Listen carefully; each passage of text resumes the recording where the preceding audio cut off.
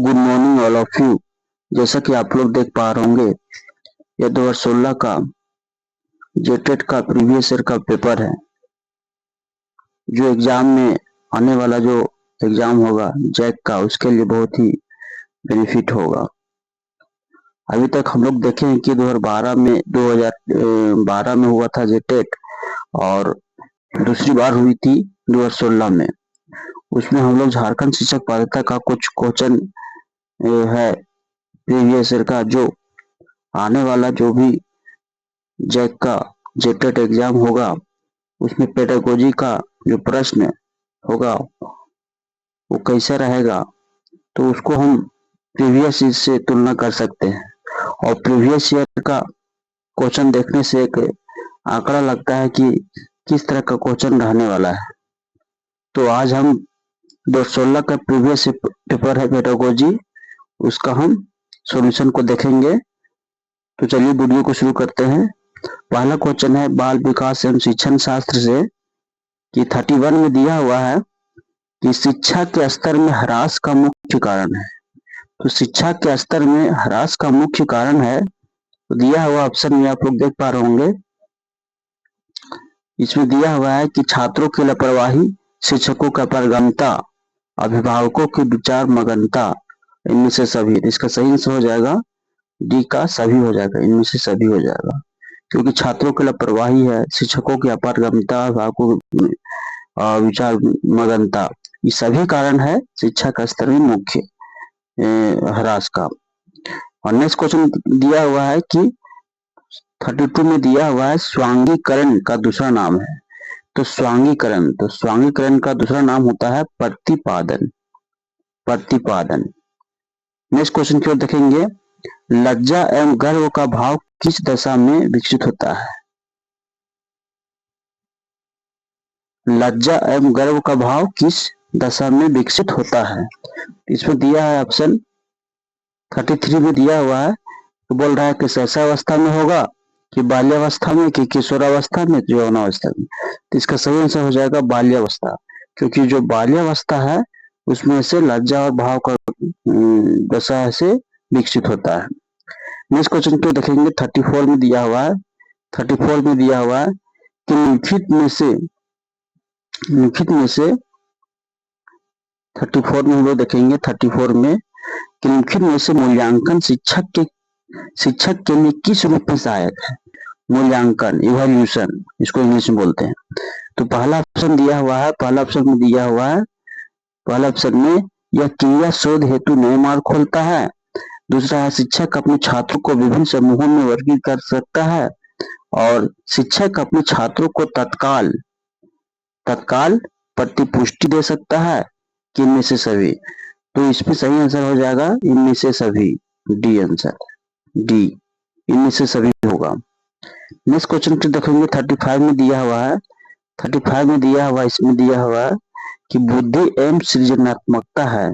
तो जो बुद्धि है, क्रिएटिविटी है ना, माइंड्स एंड क्रिएटिविटी 35 में दिया हुआ है। तो 35 में दिया है कि बुद्धि में होता क्या था। ऑप्शन में दिया हुआ है कि धनात्मक रूप से संबंधित है, ऋणात्मक रूप से संबंधित है, एक दूसरे से बिल्कुल संबंधित नहीं है, सृजनात्मक होने के लिए जीव का कम से कम एक समान प्रारंभिक मान आवश्यक है। तो इसका सही आंसर हो जाएगा धनात्मक रूप से संबंधित है। जो बुद्धि होता है और सृजनात्मकता, ये हमेशा पॉजिटिव को संकेत करता है, तो धनात्मक रूप से संबंधित है। इसका सही आंसर हो जाएगा option number A. Next question की देखेंगे, 36 में दिया हुआ है, 36 में निम्नलिखित में से संयुक्त राष्ट्र संघ का कौन सा संगठन शिक्षा से संबंधित है। इसका सही आंसर हो जाएगा यूनेस्को। तो यूनेस्को में जो ई होता है, ई से एजुकेशनल होता है, एजुकेशनल।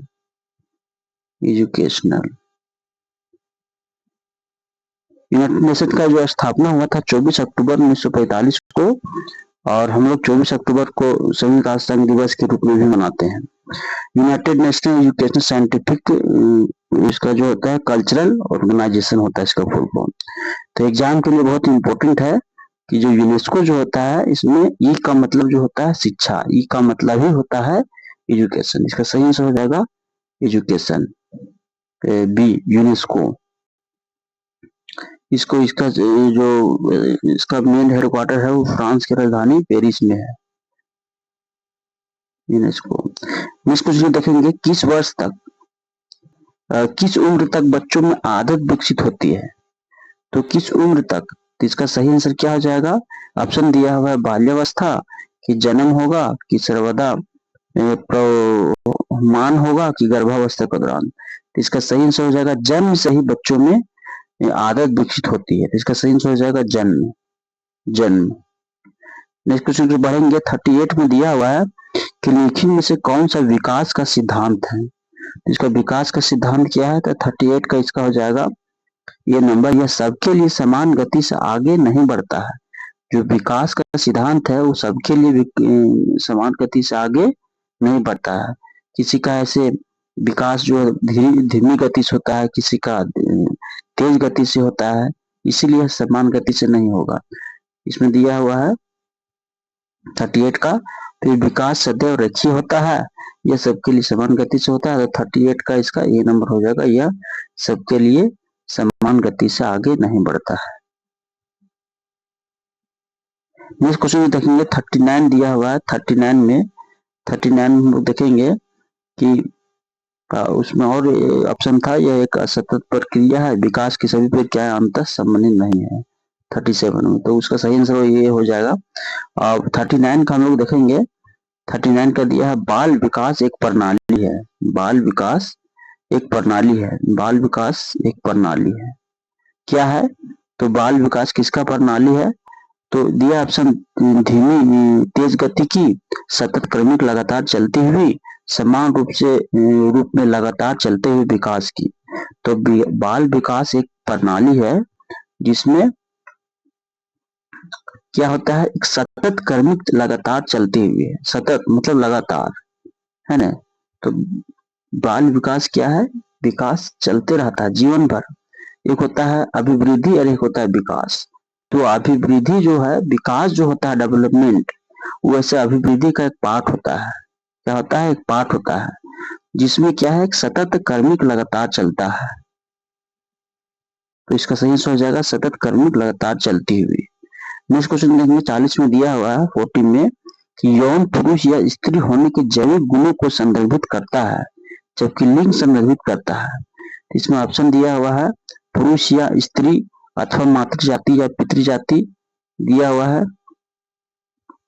इसके बाद होने के मनोवैज्ञानिक रूप से निर्मित गुण है, और पुरुष या स्त्री अथवा मातृ जाति या पितृ जाति होने के सामाजिक रूप से निर्मित गुण। इसका सही आंसर क्या हो जाएगा? सी में दिया हुआ लैटिन एवं स्वयं जैविक गुण, और डी में दिया चिकित्सा शास्त्र मातृ जाति एवं पितृ जाति। तो इसका सही आंसर क्या हो जाएगा? तो 40 का इसका बी आंसर सही हो जाना चाहिए, पुरुष एवं स्त्री अथवा मातृ जाति या पितृ जाति होने के सामाजिक रूप से निर्मित गुण। सही आंसर हो जाएगा। एग्जाम के लिए बहुत इंपॉर्टेंट है। आने वाला जो एग्जाम है जैक का, इसका जेकेट का, उसके लिए बहुत ही कारगर सिद्ध होगा। प्रीवियस ईयर पेपर हो सकता है रिपीट हो जाए, इसलिए क्वेश्चन को ध्यान से देखना है और चीजों को लर्न करना है। 41 में देखेंगे, 41 में दिया है कि हम किसी बच्चे को पिछड़ा कहते हैं। हम किसी बच्चे को पिछड़ा कहते यदि, क्या किसी बच्चे को हम पिछड़ा कैसे कहेंगे, किस आधार पर कहेंगे? इसका सही आंसर हो जाएगा कि उसका प्राप्तांक उसकी कक्षा का जो निम्नतम अंक होता है। तो यहां से देखेंगे ऑप्शन दिया है, उसका प्राप्तांक उसकी कक्षा का निम्नतम अंक होता है, वह निम्न औसत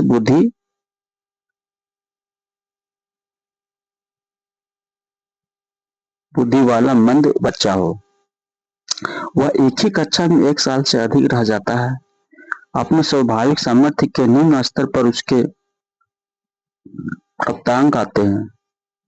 इसका सही आंसर हो जाएगा, कोई भी जो नंबर होता है, वो जो नंबर जो है क्लास में सबसे कम नंबर आया है, तो उसको हम कह सकते हैं कि जो नंबर है, इसका जो मार्क्स है वो सबसे कम है, तो उससे एक आंकड़ा लगता है कि उसका प्राप्तांक उस कक्षा का न्यूनतम अंक है। इसका सही आंसर हो जाएगा ए नंबर। नेक्स्ट क्वेश्चन में देखेंगे 42 में दिया हुआ है। 42 में उचित प्रेरक परिवेश परिस्थितियों के लिए निम्नलिखित में से कौन सा आवश्यक है? उचित प्रेरक परिवेश स्थितियों के लिए। तो इसका सही आंसर क्या हो जाएगा? 42 का इसमें सभी हो जाना चाहिए। तो बैठने की समुचित व्यवस्था भी एक कारण है, आवश्यक है, और स्थिर एवं शांतिपूर्ण परिवेश भी है, सहयोगी एवं स्पर्धामूलक समूह स्थिति। तो इसका सही आंसर हो जाएगा डी नंबर। नेक्स्ट क्वेश्चन देखेंगे।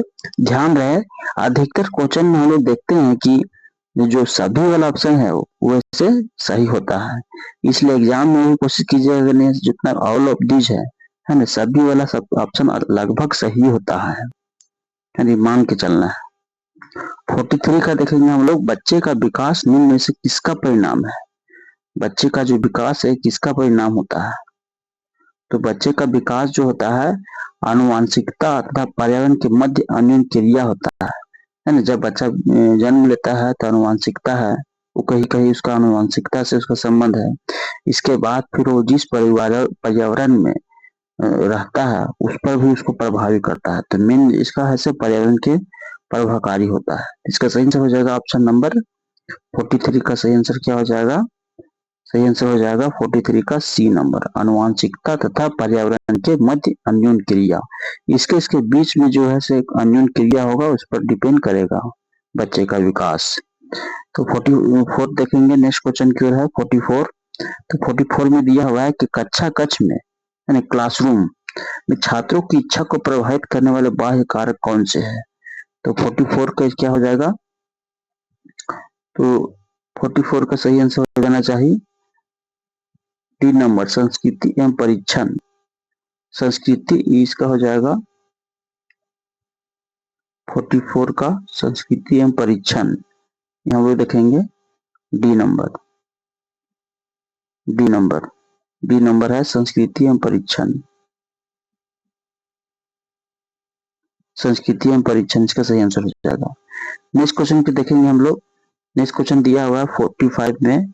45 में दिया हुआ है शिक्षण समझ के क्रियाकलापों के स्तर को बनाए रखने के लिए महत्वपूर्ण विषय क्या है? शिक्षण जो है, टीचिंग जो है, समझ के क्रियाकलाप के स्तर को बनाए रखने के लिए महत्वपूर्ण विषय क्या है? तो पहला ऑप्शन दिया हुआ है यहाँ 45 में दिया हुआ है प्रबंधन होगा, कि कुशल प्रशासन होगा, कि योग्य शिक्षक होगा, कि इनमें से सभी हो जाएगा। तो इसका सही देख रहे हैं कि 45 में डी है, अधिकतर में डी ऑप्शन सही होता है। तो प्रबंधन भी चाहिए, कुशल प्रशासन भी चाहिए और योग्य शिक्षक भी चाहिए, इसलिए इसका सभी आंसर सही है, सही। नेक्स्ट क्वेश्चन देखेंगे। इसमें 46 का दिया हुआ है कि कमजोर छात्रों के लिए, कमजोर छात्रों को प्रेरित करने के लिए शिक्षक को करना चाहिए। तो क्या करना चाहिए? अच्छे काम के लिए प्रशंसा करना और उत्तम काम करने के लिए उन्हें कहना। उन्हें सेकंड दिया हुआ है पहले बेंच पर बैठाना, कक्षा के प्रति थोड़ा अधिक ध्यान देना, कक्षा में उन पर ध्यान ना देना। तो कमजोर छात्र को प्रेरित करने के लिए शिक्षक को करना चाहिए कि अच्छे काम के लिए प्रशंसा करना चाहिए। 46 का ये आंसर हो जाएगा, 46 का ये आंसर हो जाना चाहिए। 47 देखेंगे डिसलेक्सिया संबंधित है। तो डिसलेक्सिया जो होता है जनरली पठन की कठिनाई से होता है ना, पढ़ने में जो प्रॉब्लम होता है उसको बोलते हैं। एग्जाम के लिए बहुत इंपॉर्टेंट है, पठन की कठिनाई से। नेक्स्ट देखिए 48 में दिया है छात्रों के व्यक्तिगत अंतरों को सुलझाने के लिए विद्यालय किस प्रकार की सहायता मुहैया करा सकता है? तो छात्रों के व्यक्तिगत अंतरों को सुलझाने के लिए विद्यालय किस प्रकार की सहायता मुहैया करा सकता है? तो 48 का देखेंगे हम लोग। 48 में दिया हुआ है, तो देखिए ऑप्शन में सभी 48 का सभी छात्रों के लिए समान स्तर की पाठ्यचर्या अनुसरित करना। सेकंड में दिया छात्र केंद्रित पाठ्यचर्या अनुसरित करना और छात्रों को बहुविधि अधिगम सुविधाएं प्रदान करना। और तीसरा में दिया है छात्रों के व्यक्तिगत अंतरों को दूर करने के लिए संबंधित कदमों का प्रयोग करना और विशेष विद्यालय में मध्य विद्यार्थी को कोर्स भेजना। तो इसका सही आंसर क्या हो जाएगा 48 का? तो बी आंसर हो जाना चाहिए, छात्र केंद्रित पाठ्यचर्या अनुसरित करना, बी नंबर। 49 का देखेंगे हम लोग। 49 में क्या दिया है? तो शिक्षण अधिगम विधि में व्यक्तिगत ध्यान महत्वपूर्ण है क्योंकि तो इसका सही देखेंगे 49 में दिया है कि शिक्षण अधिगम विधि में व्यक्तिगत ध्यान महत्वपूर्ण है क्योंकि तो समूहों में शिक्षार्थी सदा बेहतर सीखते हैं और शिक्षण प्रशिक्षण कार्यक्रम इसे निर्धारित करते हैं। प्रत्येक शिक्षार्थी को तीसरा महत्व प्रत्येक शिक्षार्थी को अनुशासित करने के लिए शिक्षकों को यह बेहतर सुविधाएं प्रदान करता है। शिशुओं का विकास विभिन्न रूप में होता है और भिन्न भिन्न रूप में शिक्षा मिलती है। इसका सही आंसर क्या हो जाएगा? इसका सही आंसर हो जाएगा 49 का बी नंबर। शिक्षक प्रशिक्षण कार्यक्रम इसे निर्धारित करता है। तो शिक्षण अधिगम विधि में व्यक्तिगत ध्यान महत्वपूर्ण है क्योंकि शिक्षक प्रशिक्षण कार्यक्रम इसे निर्धारित करता है। इसका सही आंसर हो जाएगा 49 का बी नंबर। नेक्स्ट क्वेश्चन क्या है 50 में दिया हुआ है 50 में कि सृजनशील छात्र का गुण होता है। सृजनशील छात्र का गुण क्या होता है?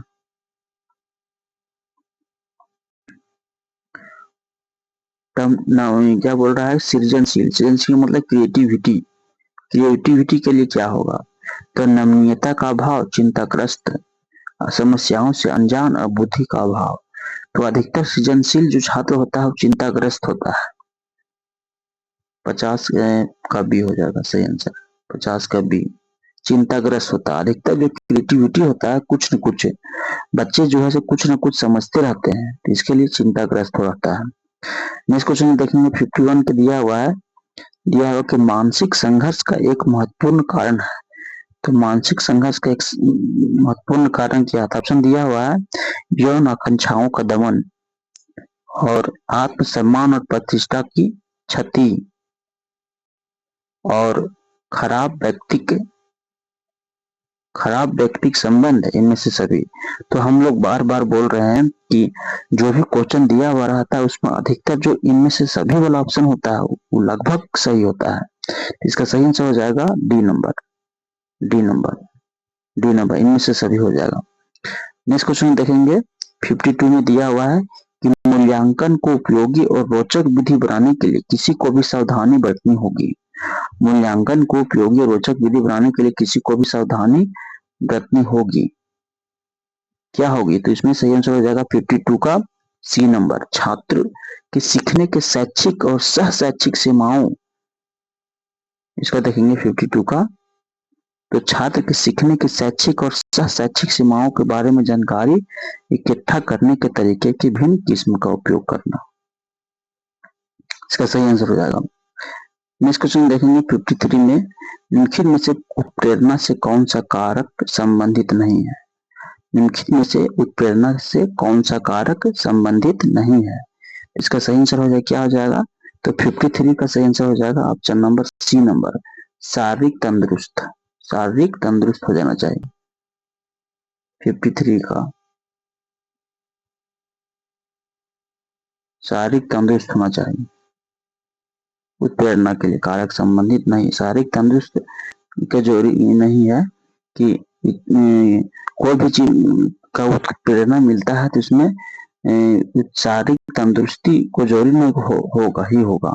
इसमें इच्छा रुचि होना चाहिए, जीवन के उद्देश्य होना चाहिए और मानसिक स्वास्थ्य। तो क्वेश्चन के जो है बहुत इंपॉर्टेंट एग्जाम के लिए।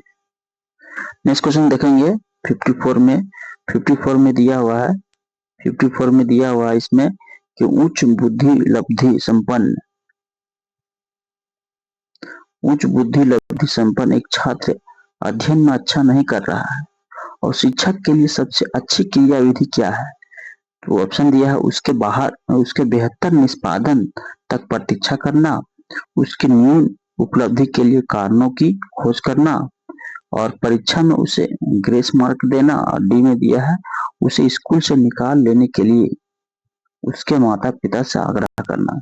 तो इसका सही आंसर हो जाएगा 54 का बी नंबर, उसके न्यून उपलब्धि के लिए कारणों की खोज करना, है ना? उपलब्धि के लिए उसको कारणों का खोज करना सही आंसर हो जाएगा बी नंबर। नेक्स्ट क्वेश्चन देखेंगे आपकी कक्षा के 55 में देखेंगे 55 में आपकी कक्षा के कुछ छात्र विशिष्ट रूप से मेधावी हैं, आप उन्हें पढ़ाएंगे, क्या है? इसका सही आंसर हो जाएगा। तो इसमें दिया हुआ है कि आपकी कक्षा के कुछ छात्र विशेष रूप से मेधावी हैं, आप उन्हें पढ़ाएंगे। कैसे पढ़ाएंगे? कक्षा के शेष विद्यार्थियों के साथ समृद्ध पाठचर्या के प्रयोग द्वारा। और 55 में और दो ऑप्शन दिया है, इसमें दिया है उच्च कक्षा के साथ, उच्च कक्षा के साथ और जब भी वे चाहे। तो 55 का सही आंसर हो जाएगा बी नंबर। बी नंबर में इसका सही आंसर हो जाएगा समृद्ध पाठचर्या के प्रयोग द्वारा। तो जो भी पाठ्यचर्या है उसी के द्वारा इसको हम पढ़ाया जाएगा, लेकिन समृद्ध पाठचर्या के द्वारा। तो 55 का सही आंसर हो जाएगा 55 का समृद्ध पाठचर्या के प्रयोग द्वारा। नेक्स्ट क्वेश्चन देखिए 56 का दिया हुआ है। 56 का यहाँ देखेंगे हम लोग, यहाँ 56 का दिया हुआ है। तो इसमें दिया है कक्षा में कोई पाठ शुरू किया जा सकता है। तो कक्षा में कोई पाठ शुरू किया जा सकता है कैसे, इसका दिया हुआ है 56 में कक्षा में कोई पाठ शुरू कैसे करेंगे। तो प्रश्न पूछकर, विवरण देकर, कहानियां सुनाकर, इनमें से सभी। इसमें अधिकतर क्या हो जाएगा 56 का डी। तो हम लोग कोई भी चीज शुरू करते हैं पाठ में, तो जो पाठ का जो टॉपिक निकलता है ना, तो बच्चों को ऐसे बताना चाहिए ताकि बच्चा खुद उस टॉपिक को ऐसे उसका टॉपिक निकाल दे, है ना। जैसे हम लोग त्रिभुज पढ़ाना है, तो त्रिभुज के बारे में इस तरह से उन लोग को बताना है कि त्रिभुज में 3 कोण होता है, 3 भुजा होता है। तो उसको एक उदाहरण देना है ना। क्या आप लोग समोसा कभी खाएं, तो समोसा में कितना क्या होता है, 3 भुजा जैसा होता है। तो उस तरह से उन लोग को इस तरह से बताना है कि बच्चा खुद टॉपिक निकाल ले, है ना, और उसको कंपेयर करके फिर पढ़ाना है। मतलब प्रश्न पूछकर, विवरण देकर इसमें हुआ, और कहानी भी एक तरह के हो गया, तो इसमें हो जाएगा सभी। तो सभी इसमें ऑप्शन सही हो जाएगा, सभी। मतलब टॉपिक खुद बच्चा निकाल दे। तो उसको निकालने के लिए क्या करेंगे, प्रश्न पूछेंगे, उसका विवरण होगा, फिर एक कहानी टाइप को उसको साथ दे देंगे। तो इसका सही आंसर हो जाएगा इनमें से सभी। नेक्स्ट क्वेश्चन देखेंगे 57 में दिया हुआ है। 57 में दिया हुआ है कि कहानी सुनाने की सफल रणनीति बनाने के लिए किसी शिक्षक को क्या करना चाहिए। तो कहानी सुनाने की सफल रणनीति बनाने के लिए किसी शिक्षक को क्या करना चाहिए। तो संप्रेषक कौशल और भाव भंगिमा से कहानी को रोचक बनाना है। कहानी में स्वाभाविक घटनाओं को बनाए रखना चाहिए।